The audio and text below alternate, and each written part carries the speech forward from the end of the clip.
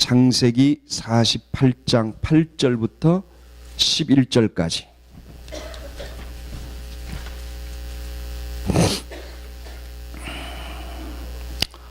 제가 한 절 읽고, 아니요, 성경책이 다를 수 있으니까 제가 읽겠습니다. 제가 개정개혁판이라 조금 내용이 번역이 달라서 다를 수 있으니까 제가 그냥 읽겠습니다. 48장 8절부터 11절입니다. 제가 가진 성경은 개정개혁판입니다.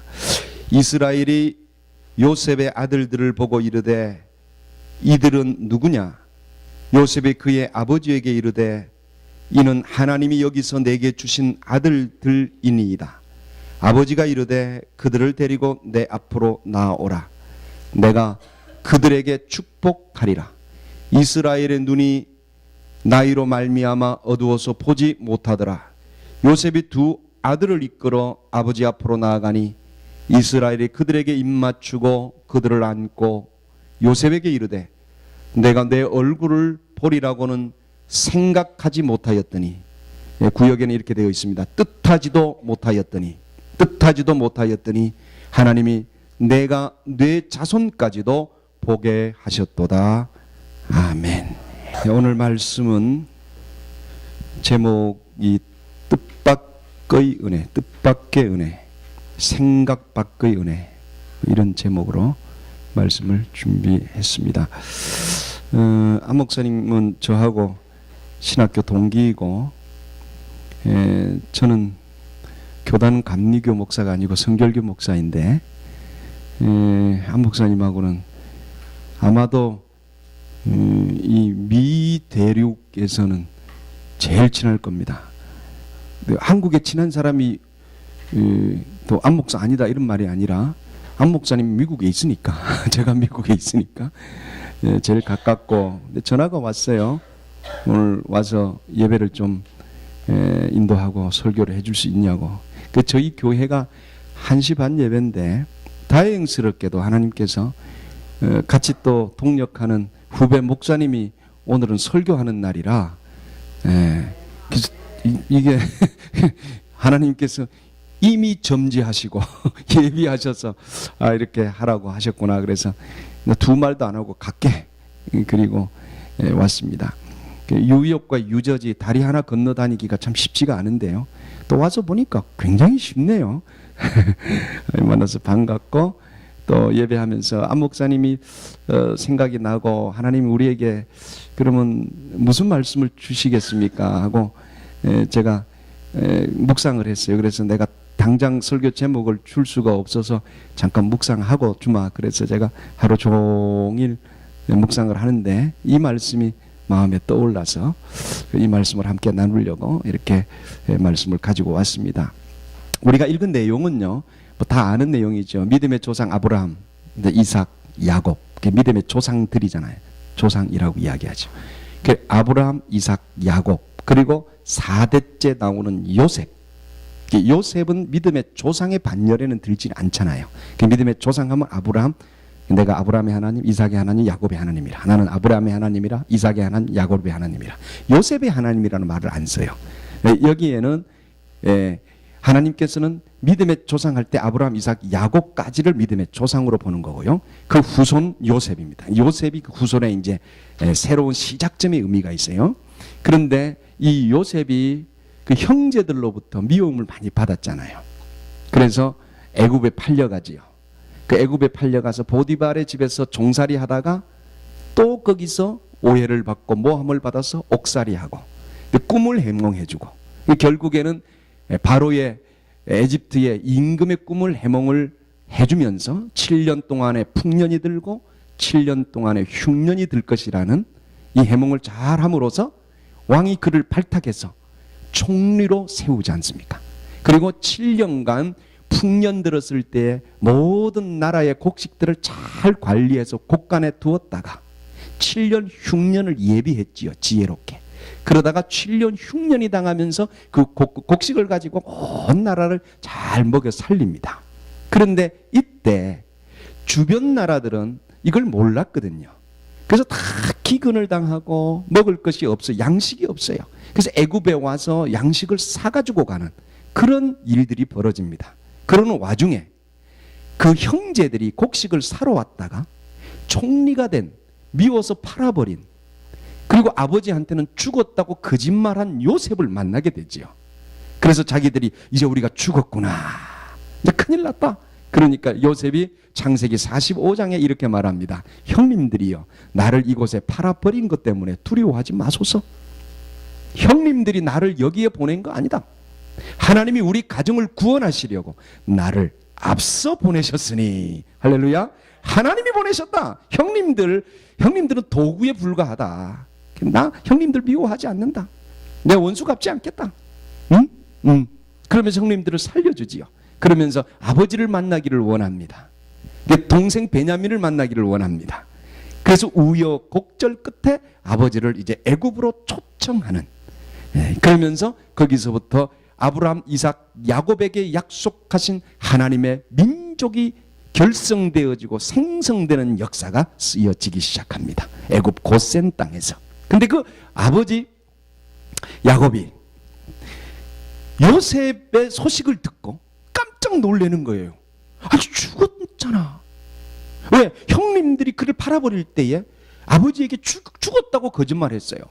왜? 아버지 심부름을 하러 형님들에게 음식을 갖다 주러 가다가 그 짐승들에게 뜯겨서 죽었다. 와서 보니까 아버지에게 거짓말하는 거예요. 동생이 미워서 나 죽여버리고 싶은데, 그 죽이지는 못하고.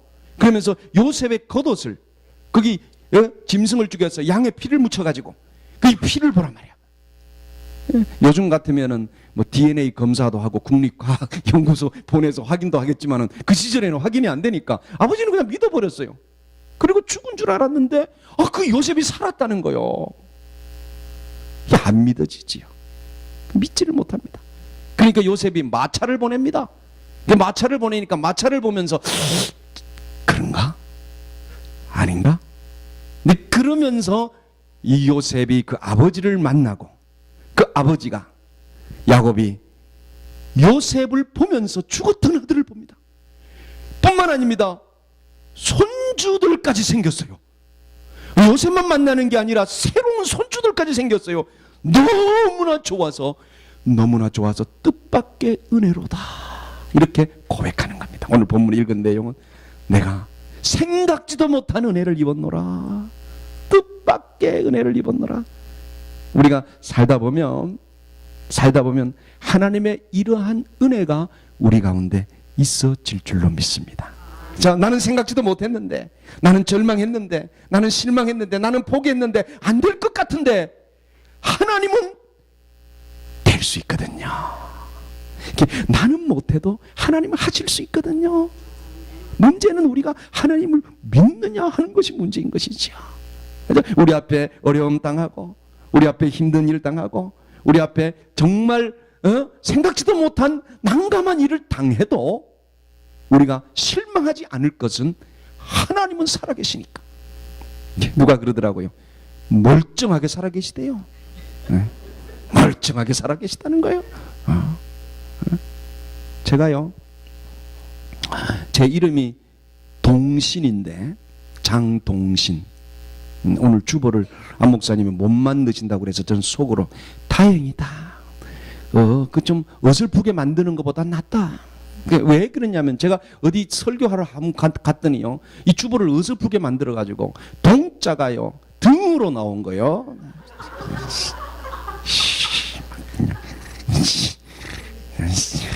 설교하러 갔다가 시험 들어가지고, 알지요? 동신인데 등신으로 되겠다. 등신으로. 이게 장등신.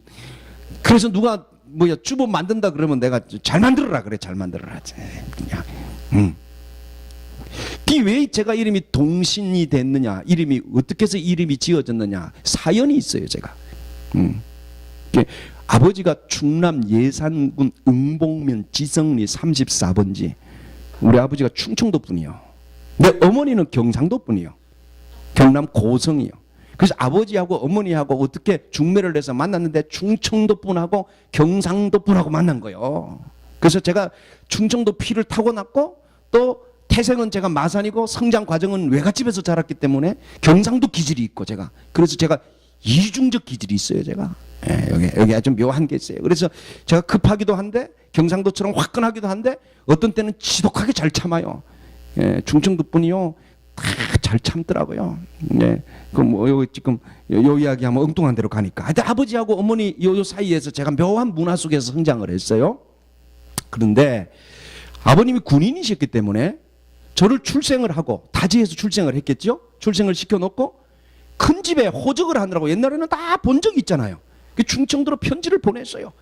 그리고 이름을 뭐라고 지었느냐면은 성안, 이룰 성자, 편안한 안자, 편안하게 하나님을 이루는 하나님의 일을 이루는 사람이더라, 이런 뜻으로. 그 성안 뒀잖아요. 얼마나 좋아요.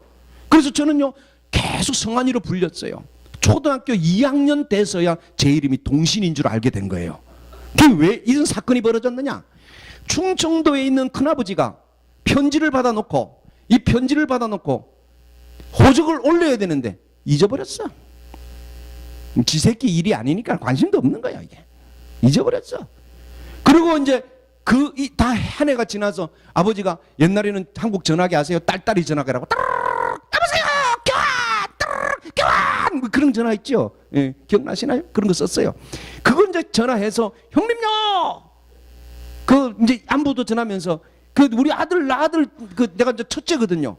그 장남 그 이름 호적에 올렸는겨 물어보니까 염려 말게 다 했네. 해기는 뭐래? 대답은 그렇게 해놓고 이제 전화 끊고 급하니까 이제 그 up사무소 간 거죠. 가서는 이제 등재를 호적에 등재하려고 했더니 면석이가 이름을 뭐라고 할까요? 그랬는데 편지를 잃어버렸네. 기억이 안 나네 이름이. 그러니까 당신 아들이 동신이요. 당신 큰아들이 동신이요. 그러니까는 똑같이 저도 동신이가 된 거예요. 큰아들 이름을. 그 돌림자가 동이라고 그래요. 그래가지고 큰아버지가 그냥 이름을 바꿔버렸어. 초등학교 2학년 때까지 안 알려줬어요 이걸. 초등학교 입학하고 호적을 가져오라고 하니까 호적을 떼보니까 이름이 바뀐 거예요. 세상에 이런 일이 있을 수가 있어요? 응? 그런데 자라면서 늘 억울한 게 왜 억울하냐면요, 충청도의 사촌 형님은 충청도 동신이고 도대표요. 나는 마산 동신이야. 난 시대표야. 차라리 경상도 동신 그러든가 같은 격으로 해줘야 되는데, 그리고 나는 이름이 바뀌어 버렸으니까 이게 생일도 바뀌었어요. 생일이 해라 기억이 안 나니까 지난해 그러니까 서기가 그러면은 그 좀 벌금을 내셔야 된다고 그러니까 됐네 금년 1월 1일로 하세요. 그래서 제가 1월 1일이 호적이에요. 1월 1일. 다 바뀌어 버렸어요. 그래서 제가요 학적을 떼어보면요 생일이 3개나 돼요. 외할머니가 입학할 때는 생일도 모르니까 또 아무거나 적어 넣었어. 그래서 지금 생일이 3개가 돼요. 정말. 그러니까 제가 자라면서 무슨 말이 제 마음에 생겼느냐면요, 나는 참 의미 없는 아이다. 그래서 어디 가서 인사할 때 제 이름은 장동신인데요, 잘못하면 등신이 됩니다. 아무런 의미가 없습니다. 그 등신이라는 말도 우스갯소리로 내가 만드는 거예요. 이게 내 마음에. 그래서 자라면서 항상 저는 내 이름이 마음에 안 들어. 마음에 안 들어. 그럼 누가 이름 이야기할 때는 기분이 나빠. 바꿔주든지. 나만 그런 게 아니라 제 동생도 또 그런 사건이 있어요. 여기 이야기가 길어지니까. 그런데 목사가 되고 아이들 이름을 짓고 결혼을 하고 그럼 몇 년이 지나서 한참 지난 어느 날 우리 교회에서 한 번은 부흥회를 하게 됐어요. 근데 홍순영 목사님이라는 분이 오셔서 이제 부흥회를 하는데 첫날 식사 대접을 하고 식사를 하는데 절대로 그러는 거예요. 장 목사님 이름이 동신인데 동력동에 믿을 신자요? 그러셔요. 그래서 제가 아무런 의미가 없습니다. 제가 꼭 한 다음에는 아무런 의미가 없습니다. 꼭 제가 그런 말을 했었더랬어요. 아무런 의미가 없습니다. 그랬더니 허허허 그렇구만. 그래요. 동력동에 믿을 신자. 허허 아무 말씀 안 하셔요. 그리고는 이제 첫날 집회를 시작하는데 강대상에 올라가셔서 설교를 시작하면서 첫 설교에 무슨 이야기를 하는 거 아니? 칠판을 갖다 놓고 동력동에 믿을 신자를 크게 쓰시고는 하는 말씀이, 여기 앉아있는 장 목사님 이름이 동력동에 믿을 신자인데 이거 이름이 기가 막힌 거예요. 이게 그러는데 속으로 뭐가 기가 막혀? 아무런 의미도 없는데. 난 그러고 앉아있어 앞에서. 그런데 뭐라고 설명하는 거 아니? 동력동이 동쪽이라는 거 아니에요? 동쪽. 그 대한민국이 동방의 예의지구가 아니에요. 이 대한민국에서 태어난 게 신통한 거예요. 하나님이 딱 동쪽에 태어나도록 한 거예요. 이게 그 동쪽에서 믿음 있는 사람, 믿을 신자 아니요. 동쪽에서 참 믿음 있는 사람이 이 장목사예요. 이 사람이 하나님이 그렇게 이름을 준 거예요. 그런데 말이 되네. 그 바로 말이 되네. 이러면서 이 사람이 진짜 하나님의 사람으로 하고는 풀어내기 시작하는데 가만히 앉아서 듣는데 제가요 무슨 마음이 드는 거 아니까 말이 되네. 그러네. 정말이네. 와, 내 이름이 뜻밖의 하나님이 은혜로 지어주신 이름이구나. 나는 그런 뜻이 아닌 줄 알고 나는 다른 뜻으로 이야기하고 내 언어로 내 감정으로 내 이야기로 풀었는데 하나님의 이야기로 풀어보니까 뜻밖의 은혜가 이 속에 있네.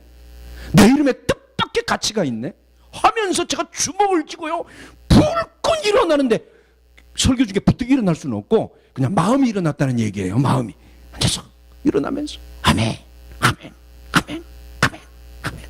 얼마나 뜻밖의 은혜를 제가 경험한 거예요. 내 이름에서. 그리고 얼마 지나서 가만히 아이들 이름을 놓고 생각을 해보니까 아이들 이름도 뜻밖의 잘 지은 거예요. 내가 큰애가 해미. 그 해미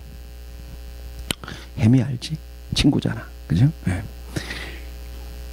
지혜 해자. 어머니가 늘 기도하시면서 아이를 낳으면 지혜로운 아이를 주시라고 기도한다. 지혜로운 아이를 달라고 기도한다. 지혜로 제일 중요하다. 그래서 이름을 딱 아이를 낳고 지혜 해자를 넣고 짓자. 그래서 제 아내 보고 여보 이 딸이 어떤 딸이 됐으면 좋겠어. 당신이 글자 하나 만들어라. 그러니까 나는 아름답게 살았으면 좋겠다. 그러는 거예요. 제 아내가. 그래서 아름다움을 믿자. 그러면 해미 지혜롭게 아름답게 지었어요. 그랬더니요 하나님의 말씀에 마태복음 10장 16절에 이런 게 있더라고요. 뱀처럼 지혜롭게 비둘기처럼 순결하게. 아들을 낳았는데 저는 성자 이룰 성자가 늘 그 성안이라는 이름에 대한 애착이 있잖아요. 그래서 이름 성자를 집어넣고 진짜 이루자. 그래서 뭘로 이룰까? 그래서 옥돌민자 계시록 2장 17절에 내가 흰 돌을 주리니 생명의 돌을 주리니 받은 자만이 그 새긴 이름을 알더라. 그래서 하나님께서 너는 생명의 돌처럼 살아라 하고 이름을 내가 지었더라고요. 짓고 보니까 하나님의 우리 가정에 뜻밖의 은혜를 주신 거예요. 뜻밖의 은혜를 주신. 나는 아닌 줄 알고 나는 그냥 놀라고 나는 두려워 슬퍼하고 나는 괴로워하고 나는 낙심하고 그러고 살았는데 돌아보니 아니었어요. 하나님의 은혜였다고 하는 것입니다. 하나님의 간섭함이었다는 거지요. 이 놀라운 사실을 발견하고 나니까요 내가 사는 게 달라지는 거예요. 근데 너무 감사한 것은요 아이들에게 이걸 설명을 했더니요 우리 집 애들은요 지 이름이 세상에서 제일 좋은 줄 알아. 그냥 얼마나 자기 이름에 대해서. 근데 이름에 대해서 좋아하니까요 뭐가 생기면 자존감이 높아요. 자존감이. 왜? 하나님께서 우리 아버지를 통해서 나에게 이름을 주었다. 여러분 하나님께서 그를 통하여 나에게 간섭하셨다. 하나님께서 그를 통하여 나에게 역사하셨다.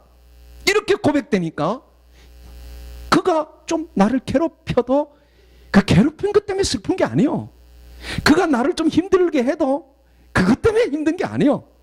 하나님이 그를 통하여 요셉에게 하나님이 주신 언어가 무엇입니까? 형님들이여 나를 이곳에 팔아버린 것 때문에 두려워하지 마소서.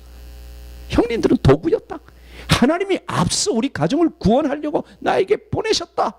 이 놀라운 고백. 그죠? 이 고백 있지 않습니까? 이 고백 가운데 하나님의 그 가정에 뜻밖의 은혜가 있음을 또 그 아버지를 통해서 간증하는 걸 우리는 목격하게 되는 것입니다.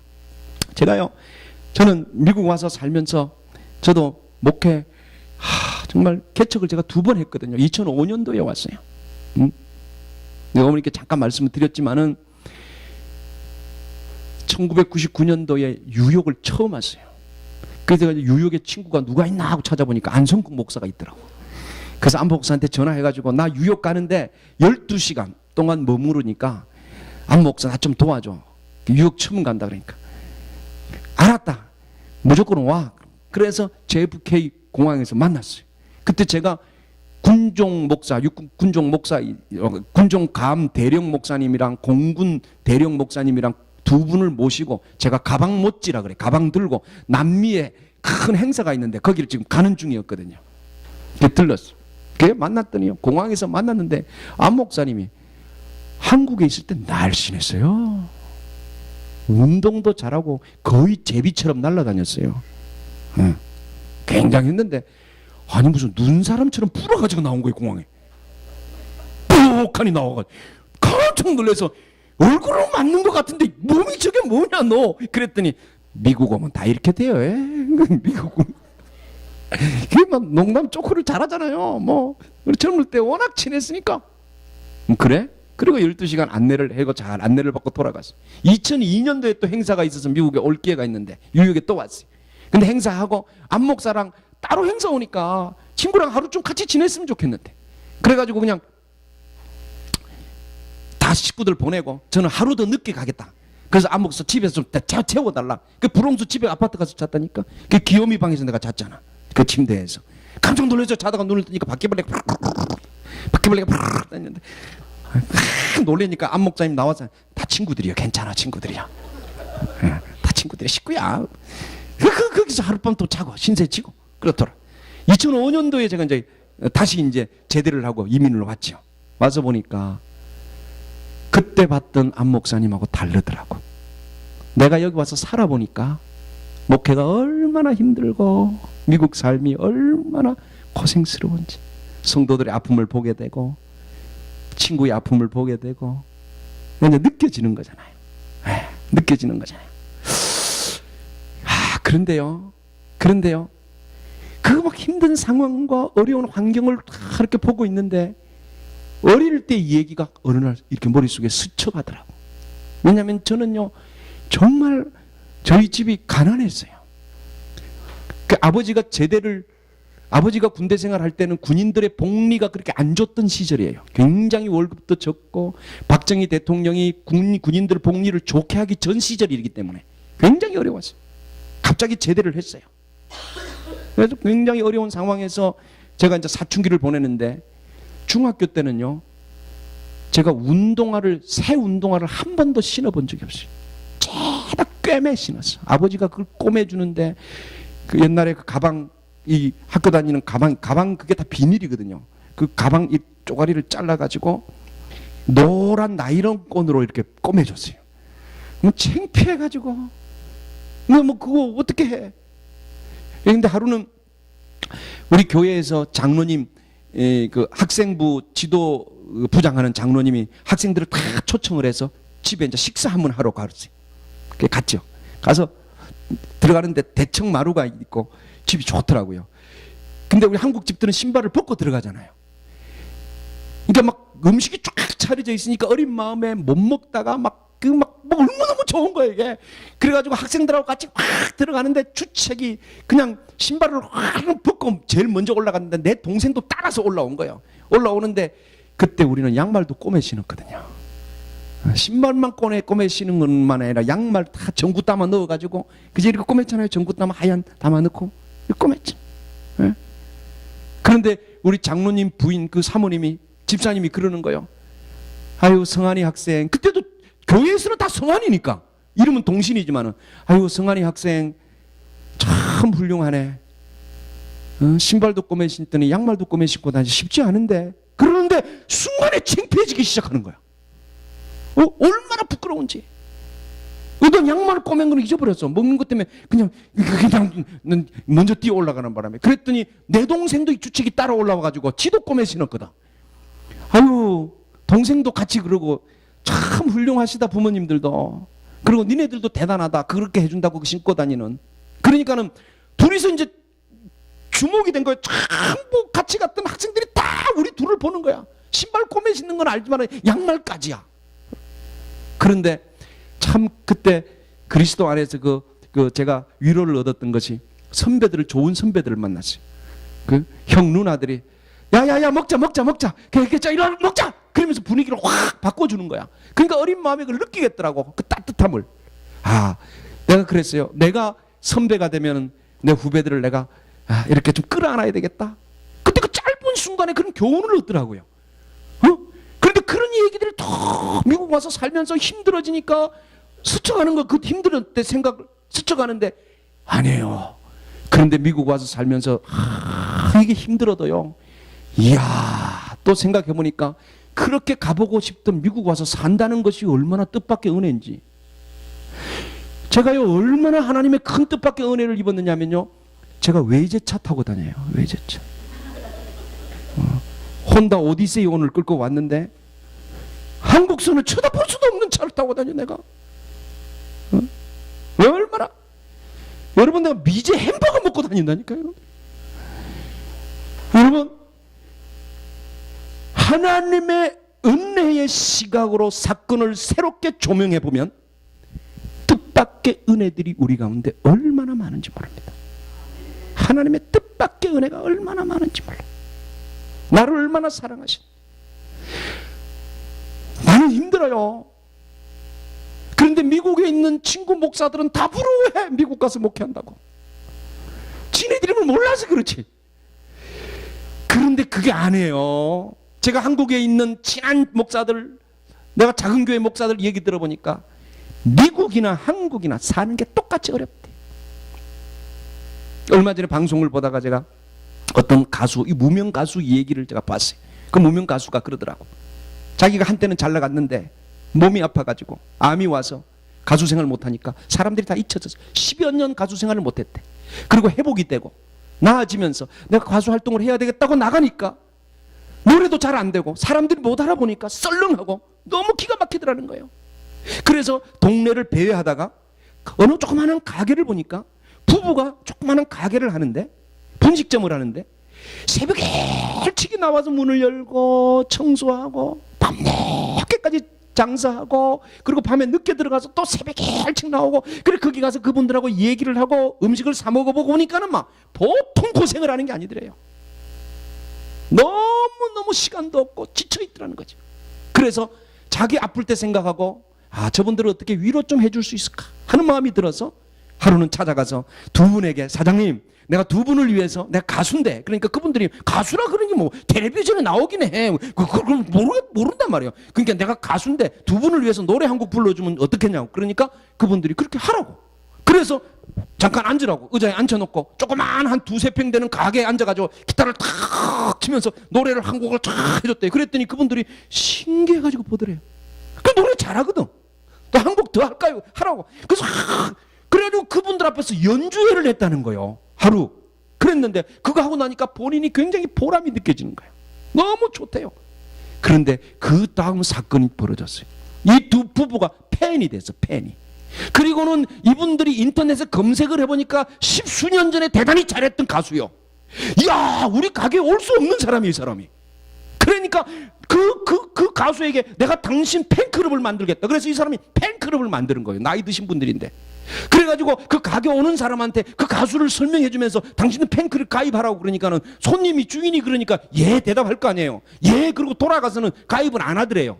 그러니까 이 사람이 큰 넷북을 하나 샀어. 그래서 사가지고 가입하겠다 그러면은 딱 열어가지고 지금 여기서 가입하라고. 이래가지고 막 팬클럽에 수십 명을 만드는 거예요. 그래서 이 가수가 나와서 그 얘기를 하는 거예요. 텔레비전에서. 이제 조금 요즘에 이름이 알려지기 시작했다는 거예요. 근데 자기는 그 가게 그분들을 잊을 수가 없고 고마워서 가끔 들러서 연주회를 한다는 거예요. 네? 그런 얘기를 하더라고. 여러분, 한국도 힘들고 미국도 힘들고 그분들 얘기 들어보니까 인생으로 사는 동안에는 다 힘들어요. 특별히 힘들다고 생각하는 내 기준이 뭐냐 이거지. 생각을 다시 해보면 하나님의 뜻밖의 은혜들이 우리 속에 얼마나 많은지 모릅니다. 하나님의 뜻밖의 은혜들이 얼마나 많은지 몰라요. 야곱에게 주어진 뜻밖의 은혜는 우리에게 소망을 가지라는 하나님의 메시지입니다. 오늘 성경을 통해서 우리에게 주시는 말씀, 야곱의 뜻밖의 은혜, 요셉을 만나고 그 손주들을 만나고 창세기 45장에 보면 요셉이 살았다는 이야기를 듣습니다. 야곱이. 그런데 45장 26절에 이렇게 말합니다. 야곱이 그들의 말을 믿지 못하여 어리둥절하더니. 여러분, 아브라함과 이삭과 야곱, 믿음의 조상이에요. 야곱은 세 번째 믿음의 조상에 들어가는데 요셉이 살았다는 이야기를 들었으면 믿음의 조상이 아멘 해야 되는데 그 말을 들을 때 어리둥절하고 믿지 못했다 이 말이에요. 얼마나 큰 위로가 됩니까? 여러분, 우리가 가끔 어리둥절하고 못 믿는 일들이 있잖아요. 야곱도 그랬으니까 여러분도 괜찮은 거예요. 저도 괜찮은 거예요. 그 정도는. 네, 그 정도는 괜찮아요. 다 할 수 있어요. 그 마차를 보냈어요. 그 마차를 보내니까 수레를 보고도 아직도 못 믿어서 반신반의했어요. 그런데 그가 마차를 타고 가서 요셉을 보는 순간에 고백합니다. 내가 뜻밖의 은혜를 입었노라. 우리에게 이런 순간이 올 줄로 믿습니다. 지금 내가 반신반의하지만은, 지금 내가 부족해서 어쩔 수 없이 연약해서 하나님 내가 어떻게 해야 될까요? 나 어떻게 하면 좋아요? 몸부림치지만은, 그러나 말씀을 의지하고 가면, 아직은 불확실하지만은 우리가 그 길로 계속해서 가면 반드시 어느 정점에 뜻밖의 은혜를 만나게 될 줄로 믿습니다. 여러분, 보이는 것을 우리가 믿게 되면요, 우리는 흔들립니다. 우리의 문제는 보이는 것을 믿을 것인가, 믿음으로 볼 것인가, 이것이 우리의 문제입니다. 한번 따라해 보실까요? 보이는 것을 믿을 것인가, 믿음으로 볼 것인가, 그것이 문제로다. 하나님 우리를 창조하셨죠? 이 모든 세상을 하나님이 창조하셨죠? 환경도 상황도 하나님이 만드셨죠?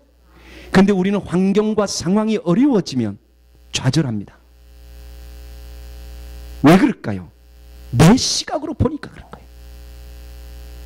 믿음의 시각이라고 하는 것은 환경과 상황이 어려워도 창조하신 하나님 환경보다 크시고, 창조하신 하나님 나보다 크셔서 하나님 말씀하십니다. 나에게 다스리라, 통치하라고 말씀하셨으니 하나님, 내가 믿음의 시각으로 환경을 뛰어넘습니다. 내 상황을 뛰어넘습니다. 내 여건을 뚫고 갑니다. 하나님, 나는 환경보다 큰 사람입니다.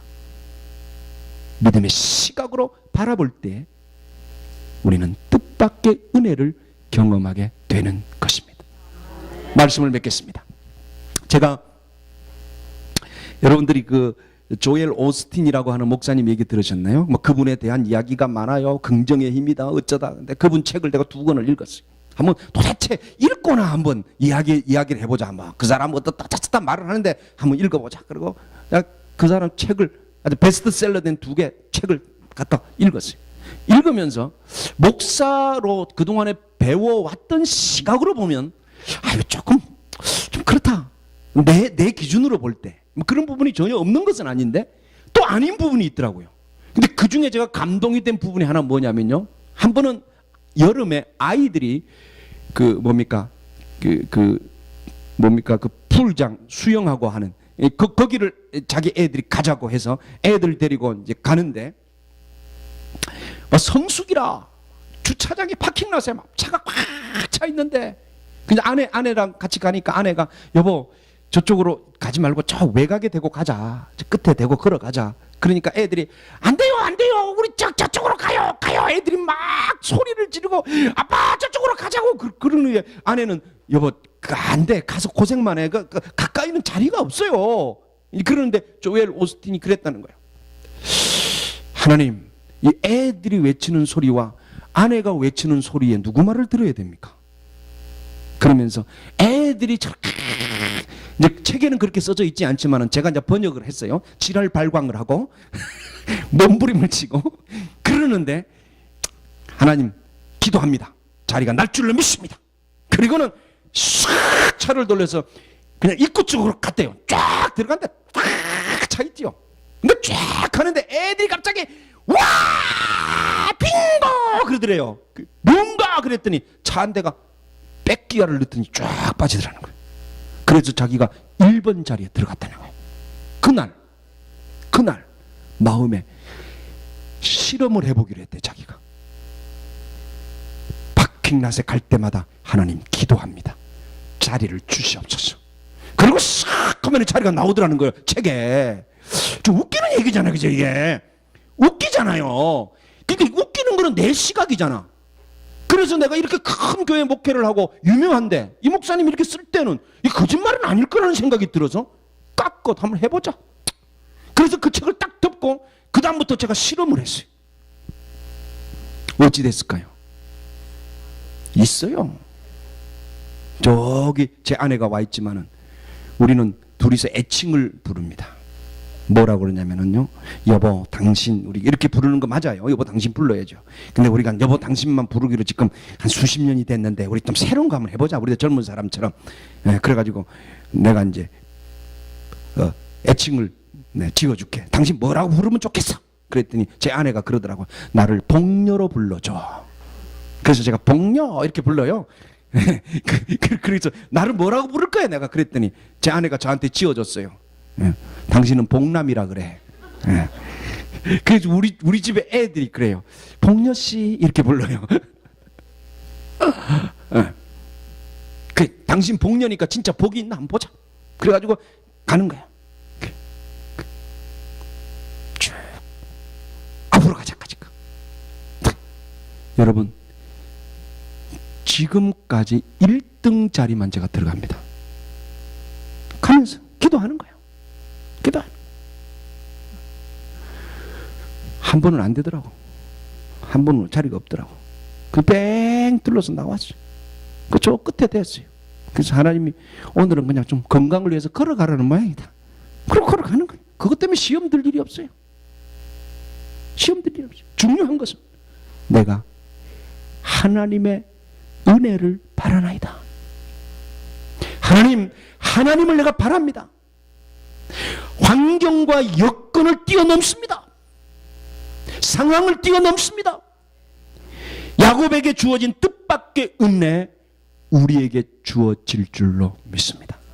우리의 삶 속에 얼마나 위대한 일을 행하실는지 여러분 생각만 해도 기쁘지 않습니까? 하나님, 문제가 생겼습니다. 이 문제 속에서 하나님이 얼마나 큰 일을 하시겠습니까? 하나님을 기대하는 그 자체만 해도 우리를 흥분시키지 않습니까? 란성국 목사님을 하나님이 이렇게 세워주실 줄로 믿습니다. 기대하는 것입니다. 하나님을 소망하는 것입니다. 하나님의 능력을 바라는 것입니다. 뜻밖의 은혜를 주실 것을 믿습니다. 어두울수록 빛이 밝아올 가능성이 높다는 얘기 들으셨죠? 어둠이 깊을수록 빛은 더 빛나는 법이다. 낙심이 클수록 소망은 더 커지는 법이다. 성경은 선포합니다. 무릇 사람으로는 할 수 없지만 하나님으로는 하실 수 있느니라. 기도합시다. 하나님을 기대합니다. 하나님을 의지합니다. 하나님을 신뢰합니다. 야곱이 뜻밖의 은혜를 입으며 고백한 것처럼 우리의 삶에 하나님의 뜻밖의 은혜들이 얼마나 많았는지요. 이제 그 경험들을 통하여 새로운 뜻밖의 은혜들이 우리를 기다리는 줄로 믿습니다. 하나님, 우리가 하나님의 기대하심을 바라보며 신앙의 벅찬 감격에 사로잡히기를 원합니다. 특별히 우리 안성국 목사님을 위하여 중보하며 기도합니다. 온 교회가 간구합니다. 하나님, 사랑하는 종을 일으켜 세워 주옵소서. 하나님, 아직도 해야 될 일들이 많으며 하나님의 거룩한 일들을 감당해야 될 하나님의 종이오니 특별히 간섭하셔서 붙들어 주시고 반드시 회복되어 질 줄로 믿습니다. 사모님과 온 가족들, 자녀들, 하나님 그 부모님을 인도하여 주시며 온 교우들 위해 하늘의 소망을 덧입혀 주시옵소서. 우리 가운데 뜻밖의 은혜를 허락하시는 하나님을 찬양하며 경배하며 예수님의 이름으로 기도하옵나이다. 아멘, 아멘.